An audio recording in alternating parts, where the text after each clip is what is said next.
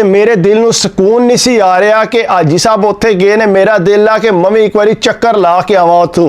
कहंदा मैं जिहड़ा अपनी छुट्टी लई ते मैं दस्सिया घरदियां नूं कि मैं ते कराची जा रहा। कहंदा मैं कराची टुर गया, उत्थे जाके देखिया ते हाजी साहब दी दाढ़ी वधी ते उन्हां दी हालत ही कोना ते बाहर ही होइए बैठे। मैं कहा हाजी साहब खैर हो गई है, के मसला बन गया?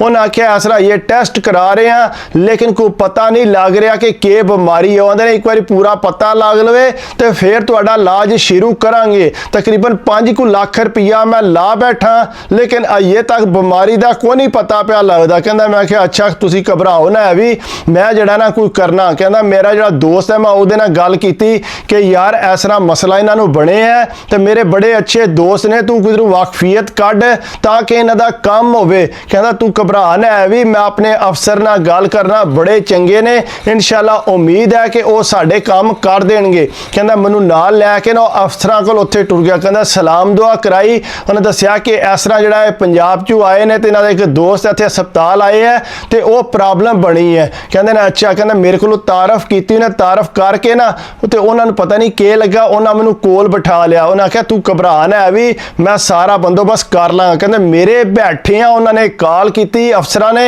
उन्होंने आख्या हस्पताल वालों कि यह फलाने नाँ का बंदा है तुहाडे कोल आके टेस्ट करा रहा है तो जल्दी तो जल्दी इहदा मामला जिहड़ा हल करो, सुबह तक मैनू रिपोर्ट दिओ कि इहदा सूरत हाल है। कहता जिसले उन्हें यह गल की ना तो कहता उस तो बाद मैनू कहता तुसीं जाओ तो उस तो बाद मैनू दस्सिओ अगर उन्हें कोई तुहाडे तावन ना कीता ते। कहता जिस वेले असीं फिर उत्थे पहुंचे हाँ, कहता उत्थे पहुंच के नाल ही सिर अंदर जाके असीं दस्सिया, उन्होंने फटोफट कहता सानू अंदर लै गए, जाके उत्थे कमरा दित्ती उन्हें। कहता कमरा देण तो बाद कहता वड्डे वड्डे डॉक्टर भी उत्थे आ गए। कहता आ कहते के मसला है इन्हों, उन्हें कहता सारियां रिपोर्टां तकियां। कहता रिपोर्टां तकण तो बाद उन्हें आख्या इन्हों तो नॉर्मल जिहा इन्फेक्शन है पेट विच, होर कुछ भी नहीं। कहता जिसले ये आख्या तो उन्हें आख्या जी कोई मसला नहीं। कहता नाल ही जिन्होंने असीं आखे अफसरां नूं उन्होंने राबता कीते, उन्हें आख्या जी कोई मसला नहीं, 2 दिन तक ये साडे कोल इत्थे हस्पताल रहणगे, उस तो बाद असीं इन्हां नूं फारग कर देंगे।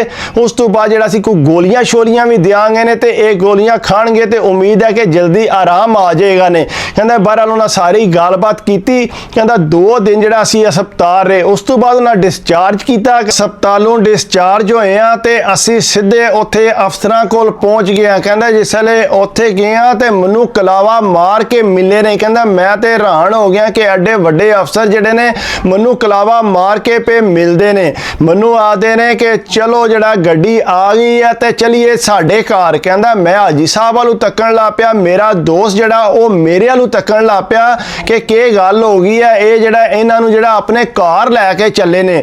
उन्हां जनाब इस तरह कीता, कहता साडे वास्ते गड्डी आई सी, हाजी साहब भी नाल बह गए। कहता जिसले असीं उन्हां दे घर पहुंचे हैं तो सारी फैमिली कहता साडे सामने, एक मैं नॉर्मल जिहा सिपाही सा लेकिन कहता वो सारी फैमिली साडे अगे पिछे हो गई। कहता जिसले अंदर गया गप शप लाण ला पे, कहते मैनू आंदे कि तू इधर आ जा, इत्थे मेरे कोल आके सोफे ते बह। कहता मैं बिल्कुल नाल बह गया लेकिन मैं कहता बड़ा कुटिया सा कि अफसर ने ते इस तरह मैनू नाल पे बिठांदे ने। कहता नाल ही जड़ा ना उन्हें कॉल मिला दी जड़ा पंजाब मेरे अफसर ने। कहता उन्होंने इसे गल की तो उन्होंने दसिया कि इस तरह तुहाडा एक जवान जड़ा मेरे कोल आए है। उन्हें आख्या किहड़ा जवान? उन्हें आख्या इस तरह एक जवान है छुट्टी लैके इत्थे साडे कोल आए है। उन्होंने पूछी सारी गल, उन्हें आख्या वाकई वो तो गए है। उन्हें आख्या हैर हो गई। कहता मैं डर गया कि किधरे मेरी कोई शिकायत तो नहीं ला ले। उन्हें आख्या नहीं ये मुड़ा बड़ा चंगा तो तुसीं इहदा हया रखना, बिल्कुल यही समझना कि तुहाडा पुत्तर ही है। कहता जिसले यह गल की तो मैनू समझ ना आई कि क्यों इतना पे करते हैं। बहरहाल कहता मैं जड़ा बड़ा हैरान सा इस गलों कि क्यों इतना जड़ा मेरे नाल प्रोटोकॉल दे रहे हैं। कहता काफ़ी देर से उन्होंने फैमिली नाल बैठी, खाना शाना असीं सारिਆਂ ने खादा। कहता सारे मेरे सिर ते हथ पे फेरदे सी। कहता हथ शत फेर के ते उन्हें इंज किया कपड़े शपड़े भी साडे वास्ते लैंदे। कहता हाजी साहब भी कपड़े का जोड़ा लैंदा, मेरे वास्ते 2-3 जोड़े लैंदे और छड़ के कहता मेरी अम्मारां वास्ते भी जड़ा ना उन्हें कपड़े लैंदे। कहता जड़ा मुलाजम उत्थे सी जिन्हें मिलाया सी मैनू वो परेशान हो गया कि एडी केड़ी गल है जड़ा एडा वेलकम कर रहे ने।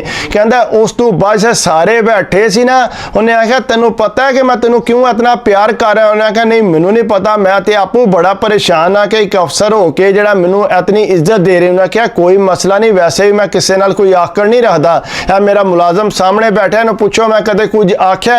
ਇਹਨੇ ਹੀ ਆ ਕੇ ਤੇਰੀ ਸਿਫਾਰਿਸ਼ ਕੀਤੀ ਹੈ ਤੇ ਮੈਂ ਹਸਪਤਾਲ ਜਿਹੜਾ ਇਹ ਉਹਨੂੰ ਉੱਥੇ ਆਖਿਆ ਸਾਰੀ ਕਾਲ ਕਰਕੇ ਤੇਰੇ ਨਾਲ ਦੇ ਬਾਅਦ ਚ ਮੁਲਾਕਾਤ ਹੋਈ ਹੈ, ਸਾਰਾ ਤਾਰਫ ਕਰਾਇਆ। ਉਹਨੇ ਆਖਿਆ ਬਿਲਕੁਲ ਇੰਜ ਹੀ ਗੱਲ ਆ, ਤੁਸੀਂ ਮਾਸ਼ਾਅੱਲਾ ਬਹੁਤ ਅੱਛੇ ਬੰਦੇ ਹੋ। ਉਹਨੇ ਆਖਿਆ ਮੇਰੀ ਗੱਲ ਸੁਣ, ਤੇਰਾ ਜਿਹੜਾ ਮਾਮਾ ਹੈ ਨਾ ਉਹ ਮੇਰਾ ਲੰਗੋਟੀਆ ਯਾਰ ਹੈ। ਉਹਨੇ ਆਖਿਆ ਮੇਰੇ ਮਾਮੂ ਤੇ ਉੱਥੇ ਜ਼ਿਮੀਂਦਾਰਾ ਕਰਦੇ ਨੇ, ਉਹ ਤੁਹਾਡੇ ਲੰਗੋਟੀਆ। ਉਹਨੇ ਆਖਿਆ ਤੇਰੇ ਮਾਮੂ ਮੇਰੇ ਬੜੇ ਗੂੜੇ ਯਾਰ ਨੇ, ਅਸੀਂ ਇਕੱਠੇ ਖੇਡਿਆ, ਇਕੱਠੇ ਜਾਂ ਛੱਪੜਿਆਂ 'ਚ ਨਹਾਉਂਦੇ ਰਹੇ ਆ, ਇਕੱਠੇ ਲੜਾਈਆਂ ਕਰਦੇ ਰਹੇ ਆ, ਸਾਡੀ ਤੇ ਯਾਰੀ ਬੜੀ ਮਸ਼ਹੂਰ ਹੋਈ। ਉਹਨੇ ਆਖਿਆ ਇਹ ਕਿਸ ਤਰ੍ਹਾਂ ਹੋ ਸਕਦਾ, ਮਾਮੂ ਤੇ ਇਤਨੇ ਪੜ੍ਹੇ ਹੀ ਕੋਈ ਨਹੀਂ। ਉਹਨੇ ਆਖਿਆ ਜਿਸ ਵੇਲੇ ਅਸੀਂ ਉੱਥੇ ਪਿੰਡ ਵਿੱਚ ਸਾਂ ਅਸੀਂ ਇਕੱਠੇ ਪੜ੍ਹਦੇ ਸਾਂ, ਸਾਡੇ ਵਾਲਦ ਸਾਹਿਬ ਨੇ ਇਸ ਤਰ੍ਹਾਂ ਕੀਤਾ ਕਿ ਸਾਨੂੰ ਜਿਹੜਾ ਸ਼ਹਿਰ ਲੈਣ ਦਾ, ਅਸੀਂ ਸ਼ਹਿਰ ਆ ਗਏ ਸਾਂ ਤੇ ਫਿਰ ਤੇਰੇ ਮਾਮੂ ਉੱਥੇ ਹੀ ਰਹਿ ਗਏ ਸੀ ਤੇ ਉਹਨਾਂ ਸਕੂਲ ਛੱਡ ਦਿੱਤਾ ਸੀ। ਲੇਕਿਨ ਮੈਂ ਜਿਸ ਵੇਲੇ ਉੱਥੇ ਪੜ੍ਹਦਾ ਵੀ ਸਾਂ ਫਿਰ ਵੀ ਮੈਂ ਉਹਨਾਂ ਨੂੰ ਜਾਂਦਾ ਸਾਂ ਮਿਲਣ। ਉਸ ਤੋਂ ਬਾਅਦ ਮੇਰੇ ਵਾਲਦ ਸਾਹਿਬ ਨੇ ਫਿਰ ਮੈਨੂੰ ਜਿਹੜਾ ਪੜ੍ਹਨ ਵਾਸਤੇ ਦੂਸਰੇ ਸ਼ਹਿਰ ਤੋਰ ਦਿੱਤਾ ਸੀ, ਨਾਲੇ ਪਿੰਡ ਦੇ ਕਿਸੇ ਬੰਦੇ ਨਾਲ ਮੈਨੂੰ ਮਿਲਣ ਨਹੀਂ ਸੀ ਦਿੰਦੇ ਤਾਂ ਕਿ ਮੇਰਾ ਜ਼ਿਹਨ ਚੇਂਜ ਨਾ ਹੋਵੇ। ਇਸ ਵਾਸਤੇ ਮੈਂ ਜਿਹੜਾ ਫਿਰ ਉਹ ਪੜ੍ਹਾਈ ਵਾਲੀ ਧਿਆਨ ਦਿੱਤਾ ਹੈ ਤੇ ਜਿੰਨੀ ਦੇਰ ਤੱਕ ਮੇਰੀ ਪੜ੍ਹਾਈ ਮੁਕੰਮਲ ਨਹੀਂ ਹੋਈ ਕਿਸੇ ਨੇ ਮੈਨੂੰ ਅਗਾ ਪਿਛਾ ਨਹੀਂ ਹੋਣ ਦਿੱਤਾ। ਉਸ ਤੋਂ ਬਾਅਦ ਜ਼ਾਹਰੀ ਗੱਲ ਹੈ ਮੈਂ ਵੀ ਥੋੜਾ ਜਿਹਾ ਦੂਰ ਹੋ ਗਿਆ। ਮੇਰੇ ਦਿਮਾਗ 'ਚ ਹੈ ਸੀ ਕਿ ਮੇਰਾ ਦੋਸਤ ਜਿਹੜਾ ਹੈ ਵਾ ਉੱਥੇ ਪਿੰਡ ਵਿੱਚ। ਉਹਨੇ ਆਖਿਆ ਸੁਣਾ ਮਾਮੂ ਠੀਕ ਨਹੀਂ ਹੈ? ਬਿਲਕੁਲ ਠੀਕ ਠਾਕ। ਉਹਨੇ ਆਖਿਆ ਅੱਜ ਤੋਂ ਬਾਅਦ ਤੈਨੂੰ ਕੋਈ ਮਸਲਾ ਨਹੀਂ ਹੋਣ ਲਿਆ ਪੰਜਾਬ 'ਚ ਕਿਸੇ ਕਿਸਮ ਦਾ। ਮੈਂ ਉਹਨਾਂ ਨੂੰ ਆਖ ਦਿੱਤੇ ਹੈ ਜੇ ਤੇਰਾ ਕਿਤੇ ਤਬਾਦਲਾ ਵੀ ਹੋਵੇ ਤਾਂ ਵੀ ਤੂੰ ਮੈਨੂੰ ਫੋਨ ਕਰਕੇ ਦੱਸਣਾ, ਤੈਨੂੰ ਉੱਥੇ ਪੰਜਾਬ 'ਚ ਕੋਈ ਪਰੇਸ਼ਾਨੀ ਨਹੀਂ ਹੋਣ ਲਈ, ਸਾਰੇ ਮੈਨੂੰ ਜਾਣਦੇ ਨੇ, ਇੱਥੇ ਕਰਾਚੀ ਵੀ ਆਉਂਦੇ ਰਹਿੰਦੇ ਨੇ, ਇਸ ਵਾਸਤੇ ਤੂੰ ਜਿਹੜਾ ਬਿਲਕੁਲ ਮੁਤਮਨ ਹੋ ਕੇ ਰਵੀਂ। ਕਹਿੰਦਾ ਮੈਂ ਬੜਾ ਖੁਸ਼ ਹੋ ਗਿਆ, ਚਲੋ ਸ਼ੁਕਰ ਹੈ ਕਿ ਕੋਈ ਬੰਦਾ ਤਲਕ ਵਾਲਾ ਨਿਕਲ ਆਇਆ। ਕਹਿੰਦਾ ਉਸ ਤੋਂ ਬਾਅਦ ਉਹਨਾਂ ਸਾਡੀਆਂ ਟਿਕਟਾਂ ਆਪੂ ਕਰਾਈਆਂ ਪੈਸੇ ਲਾ ਕੇ। ਕਹਿੰਦਾ ਪੈਸੇ ਜਿਸੇ ਦਿੱਤੇ ਉਹਨਾਂ ਟਿਕਟਾਂ ਸ਼ਿਟਾਂ ਕਰਾਈਆਂ ਸੀ। ਕਹਿੰਦਾ ਆ ਕੇ ਬਰਥਾਂ ਤੇ ਬਹਿ ਗਿਆ, ਸਾਨੂੰ ਤੋੜ ਛੱਡ ਕੇ ਗਏ। ਕਹਿੰਦਾ ਉਸ ਤੋਂ ਬਾਅਦ ਚਲੇ ਬੈਠੇ ਆ ਗੱਡੀ 'ਚ, ਫਿਰ ਮੈਂ ਹਾਜੀ ਸਾਹਿਬ ਨੂੰ ਦੱਸਿਆ ਕਿ ਹਾਜੀ ਸਾਹਿਬ ਜਿਹੜਾ ਤੁਸੀਂ ਮੁਲਾਜ਼ਮ ਰੱਖੇ ਹੈ ਨਾ ਉਹ ਬੰਦਾ ਠੀਕ ਨਹੀਂ ਹੈ। ਹਾਜੀ ਸਾਹਿਬ ਨੇ ਆਖਿਆ ਕਿਉਂ?